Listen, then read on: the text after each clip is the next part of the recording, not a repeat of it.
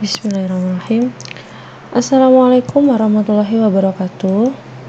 Selamat pagi mahasiswa kelas logika dasar matematika dimanapun berada. Semoga semua dalam keadaan sehat walafiat, semangat dan berbahagia mengikuti serangkaian perkuliahan minggu ini. Jadi kali ini kita ketemu di logika dasar matematika pertemuan ketiga dengan topik utamanya masih logika proposisi dasar bagian yang kedua. Jadi bagian pertama sudah kita bahas minggu lalu, bagian kedua kita bahas minggu ini. Di sini nanti untuk hari ini fokusnya adalah yang pertama, saya ingin sebenarnya fokus utamanya adalah memantapkan apa yang sudah kita bahas di minggu lalu mengenai operator logika. Nah, sebelum itu nanti saya akan memberikan sedikit ulasan singkat tentang hasil diskusi yang ada di LMS. Kenapa saya bawa ke sini? Karena saya khawatir barangkali ada beberapa yang tidak mengecek di LMS bahwa ternyata pertanyaan-pertanyaan teman-teman di sana itu sangat bervariatif dan bagus-bagus sekali. Saya pilih beberapa yang ada di LMS, pertanyaan-pertanyaan yang unik atau yang menurut saya agak aneh, saya bawa ke sini dengan harapan itu bisa juga menambah pemahaman kita tentang operator-operator logika yang sudah dibahas kemarin. Juga di sini nanti akan saya tambahkan operator yang sifatnya khusus, yaitu cabang dari disjungsi yang kita beri nama disjungsi inklusif dan juga disjungsi eksklusif. Jadi poin utamanya pembahasan materi minggu ini adalah pemantapan dulu tentang operator logika, gitu ya. Baik. Yang pertama, saya akan mulai dengan ulasan pertanyaan-pertanyaan dulu. Saya ambil beberapa ya. Mohon maaf kalau ada nama yang tersebut tidak perlu tersinggung, tidak perlu malu, tidak perlu merasa tidak enak karena ini adalah pemahaman untuk kita semua. Kalau misalkan nanti dari pertanyaan Anda itu saya ulas di sini dan saya jawab kemudian ternyata itu memberikan pemahaman bagi orang lain, maka mestinya itu akan memberikan pahala untuk Anda.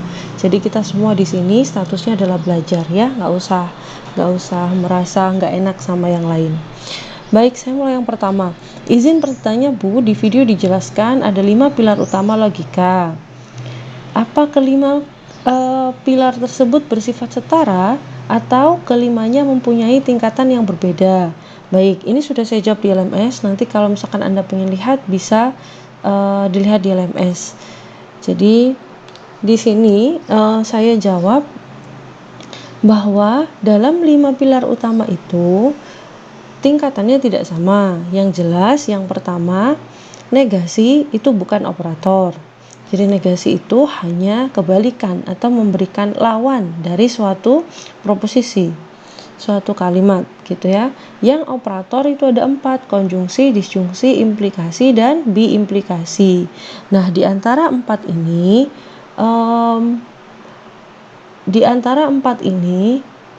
yang sebenarnya dilihat itu bukan status setara atau tidaknya, tapi kemiripan sifatnya. Anda bisa mengibaratkan ini menjadi 4 operator dasar yang ada di matematika, di aljabar. Kalau di aljabar 4 operator dasarnya adalah tambah, kurang, kali, bagi. Nah, konjungsi dan juga disjungsi itu bisa kita ibaratkan sebagai penjumlahan dan juga perkalian. Kenapa? Karena dalam penjumlahan dan perkalian kita itu memiliki sifat yang namanya komutatif, boleh dibolak-balik. Jadi konjungsi dan disjungsi itu boleh dibolak-balik, artinya kalau P dan Q itu nanti akan ekuivalen dengan Q dan P. Jadi dibolak-balik tidak masalah. Disjungsi juga seperti itu. Tapi untuk implikasi dan biimplikasi Anda bisa memisahkan sebagai pengurangan dan pembagian. Kenapa? Karena dalam implikasi dan biimplikasi tidak berlaku hukum bolak-balik atau yang kita sebut sebagai komutatif. Jadi jika P maka Q itu tidak sama dengan jika Q maka P. Jadi nggak berlaku hukum bolak-balik komutatif gitu untuk implikasi dan biimplikasi. Maka dari situ kemudian ada juga buku yang mengklasifikasikan operator yang paling basic itu konjungsi disjungsi. Kemudian yang sedikit di atasnya agak di-upgrade itu adalah implikasi dan biimplikasi. Ada buku yang menyebut seperti itu. Kalau menurut saya sendiri pribadi, ya semuanya empat-empatnya ini adalah operator utama, nggak ada level-levelan gitu. Seperti itu ya. Nanti kita akan mendalami lagi kenapa diimplikasi dan biimplikasi itu tidak berlaku bolak-balik, tidak berlaku hukum komutatif. Itu akan kita bahas di pertemuan keempat gitu. Ya, jadi kira-kira seperti itu. Terima kasih yang sudah bertanya. Selanjutnya, saya pernah menjumpai tanda V saat menyelesaikan soal linier. Kalau seperti itu bagaimana ya Bu cara mengartikannya? Sama atau berbeda dengan disjungsi yang sudah dijelaskan tadi? Nah, ini maksudnya mungkin menemui tanda V itu waktu menyelesaikan soal persamaan kuadrat ya, bukan soal linier. Beda. Kalau persamaan kuadrat biasanya memang kita menentukan akar-akar gitu kan ya, setelah difaktorkan. Nah, setelah difaktorkan biasanya kita ketemu hasilnya X sama dengan 2 atau X sama dengan 3. Nah, menggantikan kata atau itu kebanyakan guru di sekolah menggunakan tanda V, yang kadang sendiri pun penggunaan tanda V yang kadang agak panjang, kadang pendek itu pun tidak dijelaskan kepada siswa. Terus pokoknya V gitu toh, itu artinya apa gitu. Kadang nggak ada yang bertanya dan nggak ada yang pengen tahu. Pokoknya gurunya ngajari begitu. Pokoknya ini ditulis kok kudu ono V ini gini. Kadang ada yang seperti itu ya. Jadi nggak ada yang bertanya kadang-kadang malah. Nah, kalau memang yang dimaksud penanya ini adalah yang seperti itu, maka saya jawab sebenarnya prinsip utamanya sama ya. Maksudnya di situ memang menggunakan tanda konjungsi untuk menggantikan kata atau. Jadi memang akar-akar, kalau akarnya 2 berarti akarnya ada 2 ya. Berarti bisa jadi akarnya itu kita punya 2 pilihan gitu loh, maka kita menggunakan disjungsi. Saya tadi nyebutnya apa? Konjungsi apa disjungsi? Disjungsi ya, maksudnya seperti ini. Disjungsi itu untuk menggantikan penulisan kata atau gitu. Apakah sama prinsipnya? Sama basicnya. Cuman kalau sempat nulisnya ya atau aja gitu. Toh yang depan-depan nggak ada operator yang lain-lain sama sekali kan ketika ngomongin persamaan kuadrat itu loh. Jadi kalau tiba-tiba muncul tanda V di situ tuh ya sebenarnya memang agak aneh gitu, karena kan ujuk-ujuk gitu, kenapa gitu. Tapi sebenarnya tidak salah, tidak menyalahi, boleh ya, boleh. Tapi kalau sempat tulis atau aja nggak apa-apa ya gitu, boleh kok, tidak masalah, sama prinsip dasarnya. Oke, next. Bu izin bertanya, kemarin saya search materi konjungsi, disjungsi, negasi di Google. Lalu saya menemukan berbagai notasi simbolik. Saya bingung Bu dengan notasi simbolik tersebut. Bagaimana cara menentukannya? Apakah ada rumus tertentu atau cara untuk kita lebih mudah dan cepat memahami Bu? Yang saya jelaskan minggu lalu itu ya notasi simbolik itu. Artinya itu bukan suatu rumus atau bukan suatu hal yang ada cara cepatnya gitu. Ketika kita belajar sesuatu tuh jangan selalu terbiasa mencari cara yang lebih cepat. Kita bukan anak SMA yang harus menyelesaikan rumus-rumus, yang harus menyelesaikan soal dengan berbagai rumus yang berjibun. Enggak, kita sedang memahami sesuatu. Maka notasi simbolik itu bukan sebuah rumus, tidak perlu dihafalkan dan tidak ada cara yang lebih cepat. Jadi ya harus dipahami bagaimana cara menentukannya. Ya dengan melihat definisi, melihat hukum-hukum yang berlaku. Oh, kalau konjungsi itu hukumnya seperti ini. Ketika dia itu diubah dari kalimat ke simbolik, itu cara mengubahnya begini. Mana keyword-keyword utamanya? Kan minggu lalu saya jelasin bahwa ada keyword utama. Saya kasih tebel itu kan. Oh, ini pakai dan, berarti dia konjungsi. Oh, ini kalimatnya menggunakan kata atau. Oh, berarti dia menggunakan kata berarti dia disjungsi. Oh, ada jika bla bla bla maka bla bla bla berarti implikasi. Ya sudah, tinggal meramu saja. Berarti kalimat yang ini ibaratkan si P-nya, terus kalimat yang kedua ibaratkan si Q-nya gitu, terus tinggal dirangkai saja gitu. nggak ada rumusnya ya, nggak ada rumusnya, bukan rumus. Notasi simbolik itu juga bukan rumus, itu hanya mempermudah kita untuk menuliskan secara lebih sederhana. Contohnya yang selama ini sudah Anda pakai sehari-hari itu, kalau Anda menyelesaikan soal aljabar itu biasanya kan mesti memisalkan kan. Misal X sama dengan harga baju, Y sama dengan harga celana misalkan, ya seperti itu notasi simbolik namanya juga ya. Jadi yang dimaksud notasi simbolik itu ya yang peki-peki yang kita kerjakan kemarin itu ya. Jadi mohon dipahami, dipelajari lagi materinya. Kalau emang masih bingung silakan menyimak kembali videonya. Maaf Bu, izin bertanya, untuk negasi dan operator apakah ada yang menggunakan tambahan tanda kurung? Terima kasih. Ada. Ini barangkali karena kemarin soal evaluasi pendek ya. Jadi di evaluasi pendek itu memang ada kalimat yang negasi dan operator, adakah yang menggunakan tambahan tanda kurung? Ada. Biasanya kita pakai untuk mengelompokkan sesuatu. Misalkan ada suatu kalimat yang memang harus dikelompokkan, biasanya dipisah dengan tanda koma. Kalau Anda menemui contoh di ini kemarin soal EP, yaitu yang ketika saya menggunakan kalimat tidak benar bahwa koma bla bla bla, maka bla bla bla dan bla bla bla itu ya. Nah, silakan lihat ulasan yang ada di EP itu ya. Kalau dipisahkan koma biasanya ada kurungnya. Kalau memang di situ kalimatnya majemuk loh ya. Kalau memang di situ kalimatnya majemuk, dikurung kenapa ya? Supaya lebih aman. Ini dianggap sebagai satu tim, satu kesatuan gitu. Jadi kalau dipisahkan tanda koma seperti itu ya. Nanti belajar lagi. Next, apakah yang mengandung negasi dan operator logika hanya proposisi majemuk? Kemudian ada tidak, negasi dapat digunakan untuk proposisi tunggal juga. Benar ini. Sampai sini jawabannya Nazila ini sudah benar. Terus ditanyakan kembali oleh Hasna. Nah, kan negasi digunakan untuk penyanggahan dari klausa berikutnya. Ketika proposisi tunggal yang hanya terdiri dari satu klausa, bagaimana penggunaan negasi dalam proposisi tunggal? Ya, ini sudah ada contohnya di video yang kemarin. Sini dijawab lagi, ketika ada premis seperti ini, 1 adalah bilangan bulat, berarti negasinya 1 bukan bilangan bulat. Silahkan melihat kembali video yang kemarin ya, barangkali ada yang salah paham. Silahkan, ini jawabannya sudah benar dan jawaban teman-teman lain yang di sana juga sudah benar gitu, berarti belum memahami yang negasi. Gak apa-apa, nanti mengulang ya. Pada contoh yang implikasi 2 tambah 2 sama dengan 4, Ki 5 bukan bilangan prima. Pada pembahasan jawabannya salah. Memang jawabannya salah ya kan, yang dicontoh kemarin.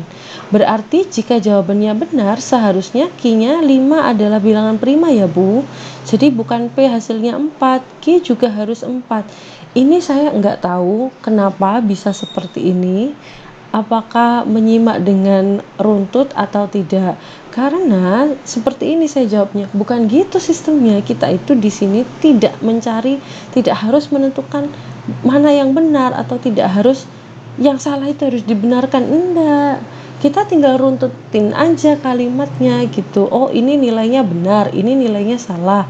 Maka kesimpulannya apa? Gitu. Jadi kita tidak perlu mengubah kalimat proposisinya agar hasilnya menjadi benar. Tidak perlu diotak-atik gitu. Kemudian masih dijawab lagi. Baik Bu, terima kasih. Jadi misalnya jawabannya benar, berarti soalnya P 1 tambah 1 sama dengan 2. Q 1 adalah bilangan ganjil. Ini berarti belum memahami secara keseluruhan implikasi. Nggak apa-apa ya. Nanti kita ulang. Nanti kita akan lihat kapan implikasi itu punya hasil akhir yang jawabannya benar. Assalamualaikum, izin bertanya, saya sudah paham rumusnya konjungsi, disjungsi, implikasi, biimplikasi, tapi saya belum menemukan contoh soal yang implikasi jika P maka Q bernilai selalu benar. Saya minta contohnya Bu, terima kasih. Kalau ini masih ditanyakan berarti belum paham nak, konjungsi, disjungsi, implikasi, belum paham berarti. Karena definisinya bunyinya nggak begitu. Kita tidak punya kasus P dan Q bernilai selalu benar, itu nggak ada. Bukan begini. Yang kita maksud di definisi itu, dia itu selalu akan bernilai benar kecuali dalam kondisi B, yang depan, yang P-nya benar, yang Q-nya salah. Nah, kalau ini masih ditanyakan, berarti belum paham. Nanti setelah ini kita ulang. Kemudian, pada part kedua, kenapa hukum implikasi pernyataan menjadi kesimpulan yang salah? Padahal bisa saja pernyataan yang pertama yang salah. Ini juga sama. Contoh pertanyaan yang berarti belum paham. Implikasi itu seperti apa? Jadi bukan kita itu kan hanya contoh ya nak, itu kan hanya contoh kemarin itu ya. Nanti akan ada lagi contoh lain lagi yang kasusnya kesimpulannya benar gitu. Jadi tidak bukan bisa saja pernyataan yang pertama yang salah. Iya bisa memang ada kasus lain yang seperti itu, nanti contoh yang lainnya gitu ya. Jadi tidak tunggal contoh yang kemarin itu. Ini berarti ya masih sama, harus mengulang materi, belum paham. Saya menduga seperti itu ya. Mohon maaf Bu, izin bertanya, untuk yang berimplikasi itu dalam penerapan sehari-hari gimana? Karena saya pribadi belum paham. Kita bahas hari ini. Oke, masih implikasi. Izin bertanya, saya disjungsi ada dua macam, inklusif dan eksklusif, itu bedanya di mana? Kita bahas hari ini ya. Kemudian ini juga Assalamualaikum, mau bertanya bagaimana P disjungsi Q jika dua-duanya dilaksanakan terpenuhi atau benar, itu akan menjadi benar, padahal ada beberapa kasus yang kita harus memilih salah satu. Mohon penjelasan, terima kasih. Ini masuk inklusif dan eksklusif ya, nanti kita bahas. Oke. Next, apakah penggunaan kata dalam logika proposisi pada matematika sama seperti penggunaan bahasa Indonesia? Apakah pemilihan kata konjungsi berimplikasi hanya terbatas pada contoh-contoh yang diberikan? Nah, untuk pertanyaan yang pertama ini, apakah sama seperti penggunaan dalam bahasa Indonesia? Beberapa sama ya, secara umum beberapa sama, prinsip utamanya sama. Kalau dikatakan sama persis tidak, karena hasanah dalam bahasa Indonesia lebih luas, lebih bervariasi, jelas ya. Kita di matematik terbatas pada bahasa-bahasa yang memang kita gunakan dalam konteks matematik, tapi secara umum basicnya sama, basicnya. Terus apakah hanya terbatas pada contoh yang diberikan? Tidak, nanti untuk yang implikasi akan saya berikan variasi yang lainnya. Implikasi juga di pertemuan hari ini ya, nanti kita bahas. Ini juga sama pertanyaannya, apakah ada kata lain yang mewakili negasi gitu ya? Tidak, bukan, nanti kita bahas pertemuan hari ini. Oke. Terus mohon izin, untuk implikasi dan biimplikasi itu, kalau misalnya proposisi yang pertama benar, kemudian proposisi yang kedua juga benar, itu kan otomatis implikasi atau biimplikasinya bernilai benar. Oke. Nah, pertanyaan saya, kalau kedua proposisi itu tidak berhubungan atau tidak ada sangkut pautnya gimana Bu? Nah, ini pertanyaan bagus ini yang seperti ini. Berarti sudah paham hukum implikasi biimplikasi. Yang ditanyakan konsep yang lainnya gitu. Kalau kedua proposisinya itu kalimatnya aslinya itu tidak nyambung belas gitu Bu, itu gimana? Apa tetap benar gitu lah? Itu berarti sudah paham konsep basicnya gitu ya. Saya jawab, nah inilah yang disebut sebagai paradoks. Paradoks itu apa ya?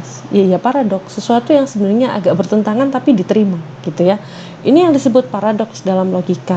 Jadi di aturan implikasi dan biimplikasi itu kita tidak ngomongin antara kaitan kedua proposisinya gitu yang sedang digabung. Kita cuma menggunakan hukumnya aja gitu. Jadi meskipun kalimatnya memang tidak ada sangkut pautnya, kalau yang depan benar, yang belakang benar, ya kesimpulannya menurut implikasi dan hukum biimplikasi ya tetap bernilai benar gitu. Tetap dianggap benar. Nanti ya kita akan praktekkan contoh yang lebih real ini, nanti saya kasih contohnya. Gitu ya. Kira-kira sudah. Berarti ya itu pertanyaannya. Jadi begini nak, dari pertanyaan-pertanyaan yang ada di LMS itu memang saya setting bagaimana supaya teman-teman itu bisa saling menjawab, sehingga yang pertama Anda bisa membuka LMS itu yang bagian ruang diskusi, bisa baca-baca hasil jawaban-jawaban dari teman. Karena nanti di situ bisa menambah pemahaman yang mungkin barangkali masih bingung. Oh alah, contohnya begini toh. Itu barangkali bisa dilihat di jawaban pertanyaan teman yang lainnya gitu. Ya. Dan nanti setting ruang diskusi akan saya buka supaya Anda bisa melihat semua pertanyaan baik dari kelas A, B, C, D, E sampai E gitu. Jadi Anda bisa lihat semua pertanyaan di sana gitu ya. Barangkali Anda menemukan jawaban di situ gitu ya. Jadi bisa menjadi sarana tambahan belajar gitu di situ ya. Terus yang kedua, memang saya men-setting materi kemarin itu tidak langsung full saya berikan semuanya. Saya memberi definisi-definisi yang basic saja. Tujuannya adalah seperti ini. Saya bisa tahu garis besarnya atau bisa memetakan, membuat perkiraan kira-kira ada berapa persen mahasiswa saya itu yang sudah belajar dengan mempersiapkan diri atau belum. Saya yakin ada banyak pertanyaan di LMS itu yang disebabkan karena dia sendiri belum belajar sebelumnya. Sehingga muncul pertanyaan-pertanyaan seperti itu. Saya yakin sekali. Tapi kalau sudah belajar sebelumnya, pasti saya tahu ini kualitas pertanyaan yang diajukan oleh orang yang sudah belajar. Atau pertanyaan ini diajukan oleh orang yang belum belajar apa-apa sama sekali. Itu terlihat gitu. Tidak apa-apa, semuanya saya balas, semuanya saya jawab. Tapi saya jadi dapat gambaran gitu. Gimana sih mahasiswa-mahasiswa saya itu belajar gitu. Kira-kira seperti itu. Jadi memang seperti itu. Saya bikin ruang diskusi itu sambil juga bisa melihat sejauh mana sih pemahaman mahasiswa saya dan sejauh mana persiapannya gitu ya. Saya yakin kalau Anda mempersiapkan diri, yang muncul adalah pertanyaan-pertanyaan yang memang sifatnya sudah berkembang. Contohnya ini tadi yang disjungsi seperti ada disjungsi dua macam, inklusif dan eksklusif. Ini memang ada dan memang sudah saya siapkan untuk pertemuan yang ketiga gitu. Tidak semuanya saya keluarkan di pertemuan kedua, dan saya tahu berarti yang seperti ini contohnya berarti sudah belajar gitu-gitu ya. Jadi memang harus inilah ya. Memang kita harus mempersiapkan diri. Dosennya aja mempersiapkan diri, masa mahasiswanya enggak gitu ya. Baik, itu untuk ulasan yang pertanyaan-pertanyaan. Untuk yang lainnya silakan Anda buka sendiri di LMS dan bisa belajar di sana. Di ruang diskusi itu ada banyak tanya jawab dan jawaban-jawaban yang bagus dari teman-teman, juga ada banyak jawaban yang bagus. Ada banyak contoh-contoh juga di sana ya. Kira-kira seperti itu. Untuk materi yang selanjutnya saya lanjutkan di video yang part kedua.